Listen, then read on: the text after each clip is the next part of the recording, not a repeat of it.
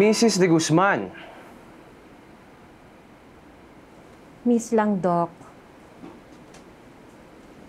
Miss De Guzman, ako po si Doc Justin. Kumusta mo ang pakiramdam niyo? Justin? Ikaw nga. Miss, baka napagkakamalan niyo lang ho akong ibang tao. Hindi ko makakalimutan ang mukha mo.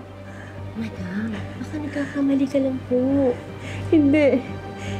Siya yun. Miss De Guzman, I'll just get your results and maybe you need to get back tomorrow. Thank you.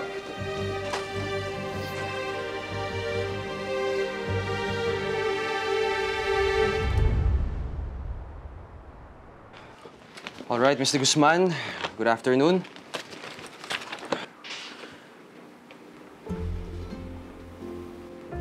Sayang at kulubot na ako. Ngayong nagkita tayo muli. Madam, doktor mo si Doc Justin. Hindi mo siya ex. Natupad ko ang lahat ng pangarap ko dahil sa'yo. Mr. Guzman, alam ko kung gwapo ako. Pero hindi naman ako yung sobrang gwapo, di ba? Pilyo ka pa rin hanggang ngayon. Doc, kamusta po yung resort mo?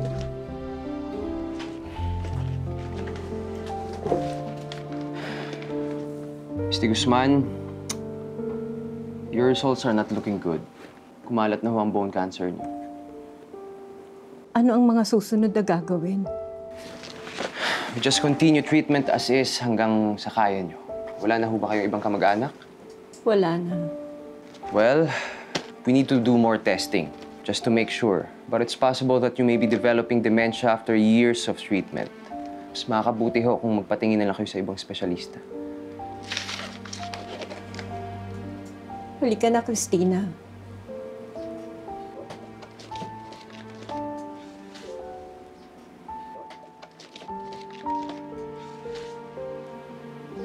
Saglit lang.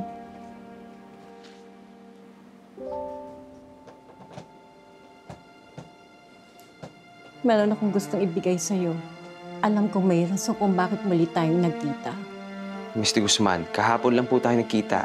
Kailangan mo kong paniwalaan.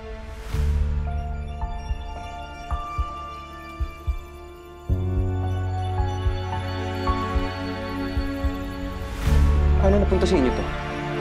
Bigay mo.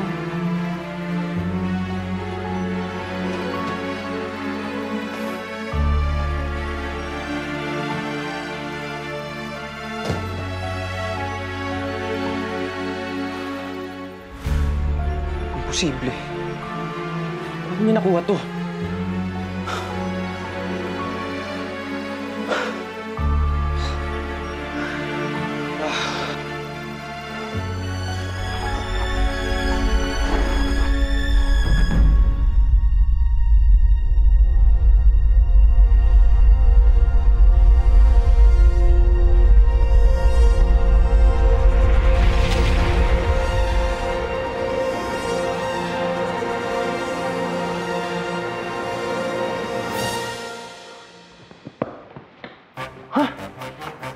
Saan ako?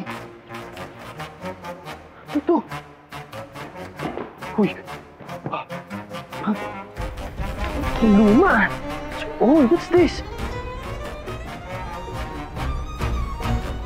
Saan na ba ako? Ito.